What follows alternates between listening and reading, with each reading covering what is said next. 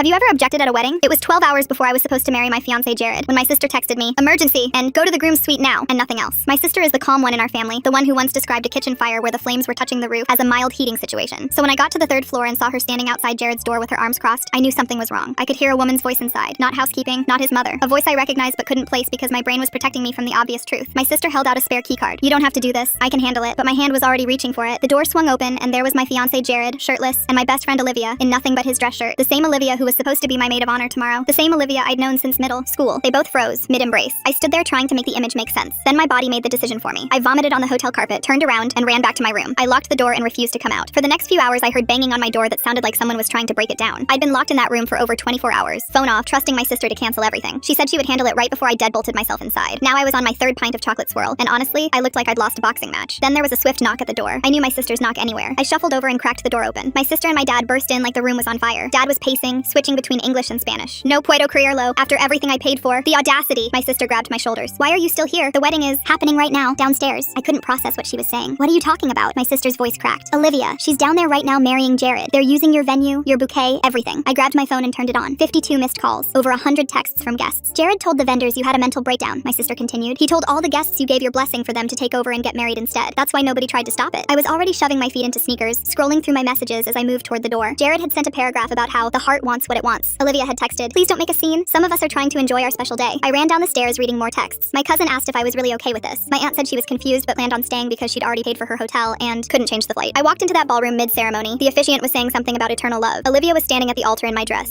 the one I'd spent 8 months finding. It fit her wrong, too tight in the shoulders. About 30 guests were still seated. When they saw me walk through the doors, their faces cycled through guilt, shock, and fear. The officiant stopped talking. Jared's jaw dropped. Olivia clutched the bouquet like a weapon. "What are you doing here?" Olivia hissed at me. I kept walking down the aisle without stopping. "This is our wedding now," Jared said. "You gave it up when you ran away and gave up on us." I laughed. "I caught you cheating on me in our hotel the night before our wedding. That's not giving anything up. That's having basic standards." Olivia stepped forward, her voice dripping with fake sympathy. "You would have made him miserable. I saved him from a lifetime of settling for you." Some guests gasped. I almost laughed. "Settling? You were my maid of honor. You gave a toast at my engagement party about how perfect Jared and I were together." Jared crossed his arms. "Everyone here knows you're unstable. That's why they stayed. They feel sorry for you." I looked at the seated guests. Some wouldn't meet my eyes. Others looked like they wanted to disappear into the floor. "Is that what Jared told you? That I gave my blessing? That I wanted this?" A few people shifted uncomfortably. One older woman from Jared's side of the family nodded her head slowly. I turned back to Jared and Olivia. "Here's what's actually happening. My father paid for this entire wedding. His name is on every single contract. The venue, the catering, the flowers, the DJ, all of it. Neither of you two signed anything, which means this isn't your wedding." Jared's face went pale. Olivia's grip on her bouquet tightened until her knuckles turned white. "You can take off my dress now," I said to Olivia. "Or you can explain to my father's lawyers why you're wearing stolen property at a fraudulent ceremony. My dad paid for this wedding, so get the fuck out." Jared grabbed Olivia's arm and pulled her toward the side exit. She was still wearing my dress when they disappeared through the door. Some of the leftover guests had the nerve to text me afterward. One said I was classless for making a scene. My favorite message came from Jared's cousin who wrote, "Nobody asked you to show up."